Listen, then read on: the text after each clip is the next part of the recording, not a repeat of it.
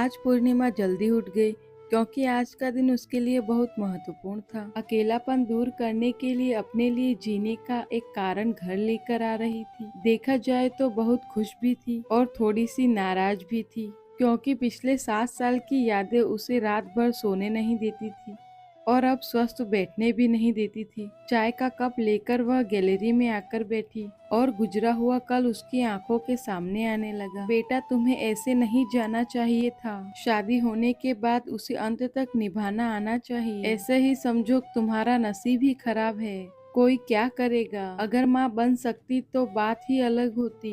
मैं माँ नहीं बन सकती, इसमें मेरी क्या गलती है। यह सब मेरे हाथों में है क्या। माँ नहीं बन सकती मतलब मैं इंसान नहीं हूँ क्या। मेरी कोई फीलिंग नहीं है क्या।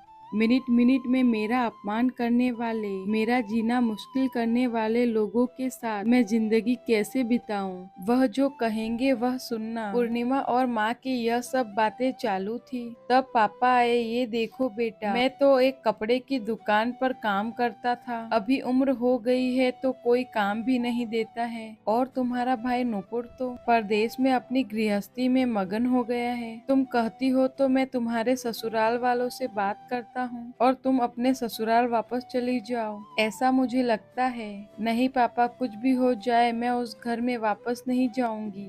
वहाँ पर मुझे घुटन सी होती है। वहाँ मिलने वाला अपमान बेइज्जती से मैं थक चुकी हूँ। शादी के पहले मैं मेरे पैरों पर खड़ा रहना चाहती थी, पर मेरा एजुकेशन होते ही आपने मेरी शादी करवा दी। तभी मैंने आपके दबाव में आकर शादी की, पर अभी जब मुझे आपके सहारे की जरूरत है तो आप पीछे हट रहे हो। शादी के बाद लड़की ससुराल में ही शोभा बढ़ाती है, मायके में 4 दिन ही रहना अच्छा लगता है। पूर्णिमा बेटा, लोग क्या बोलेंगे। शादी मतलब कोई खेल नहीं है बेटा। पापा गुस्से में ही बोल रहे थे।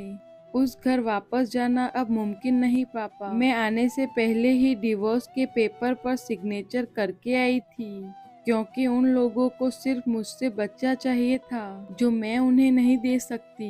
अरे, इतना बड़ा निर्णय लेने से पहले हमें एक बार पूछना तो चाहिए था ना।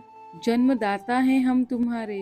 पापा, शादी होने के बाद मैं आपको बताती थी और माँ को भी कि कैसे छल होता है मेरे साथ। वहाँ पर 2 साल में मुझे कभी मेरे मन मुताबिक रहने नहीं दिया। जब मेरी रिपोर्ट आई और समझाया कि मैं कभी माँ नहीं बन सकती तो वैसे ही इन लोगों ने मुझे अपने असली रंग दिखाना चालू कर दिए। कैसे रहूंगी मैं ऐसे वातावरण में, और इन सब से भागकर अपनी जिंदगी खत्म करने वालों में से मैं नहीं थी। यह देखो बेटा, नूपुर के दिए हुए पैसे से ही मेरा और तुम्हारी माँ का जैसे तैसे खर्चा चलता है। उसमें तुम्हारा खर्चा उठाना थोड़ा सा कठिन होगा। डिवोर्स पेपर पर सही करने से पहले इन सब का विचार मैंने किया था। मेरे पास के सोने के गहने में लेकर आई हूँ और एजुकेशन लोन निकाल कर मैं 6 महीने का एक कोर्स करने वाली हूँ जिसकी आज मार्केट में बहुत जरूरत है। उसके बाद मुझे अच्छी कंपनी में नौकरी मिल सकती है। मैं आपके ऊपर आर्थिक बोझ नहीं डालूंगी पापा।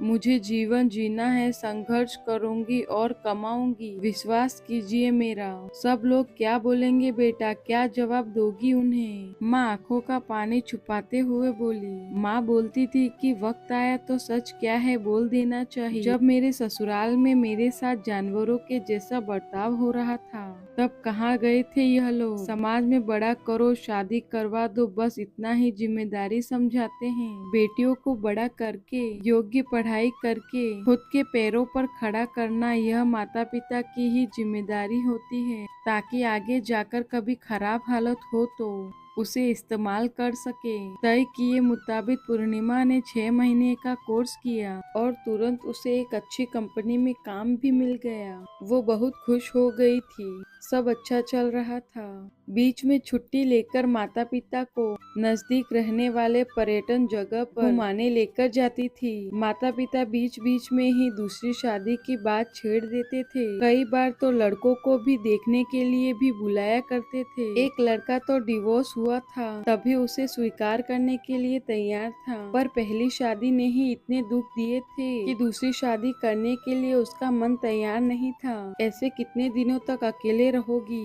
जब तक हम दोनों हैं तब तक ठीक है, पर हमारे जाने के बाद तुम्हारा क्या होगा, सोचा क्या कभी।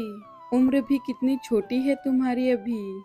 ऐसे उसके पापा उसे समझा रहे थे। मम्मी पापा, आप दोनों मेरी शादी का विचार करना बंद कर दीजिए। आप दोनों को खुश देखकर मैं खुश होती हूँ। मेरे दोस्त सहेली है ना मेरे साथ, क्यों करनी दूसरी शादी भला। इतना आसान नहीं बेटा। एक उम्र के बाद अकेलापन खाने के लिए दौड़ता है, माँ बोली। सच था उनका ऐसा बोलना भी। आगे 2 साल में पहले माँ और 6 महीनों में ही पापा का निधन हो गया।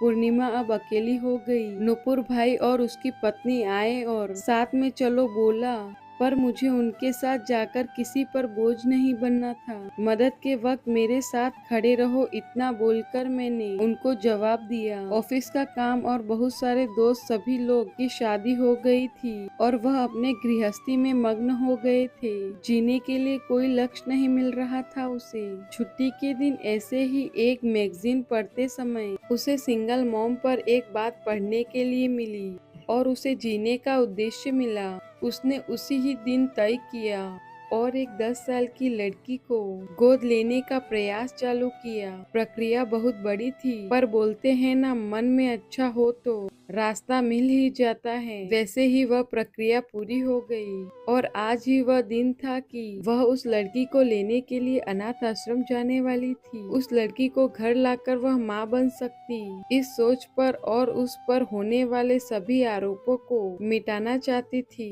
तभी उसने निश्चय किया था कि लड़की को बहुत पढ़ाऊंगी, खुद के पैरों पर खड़ा करूंगी और फिर शादी करवाऊंगी।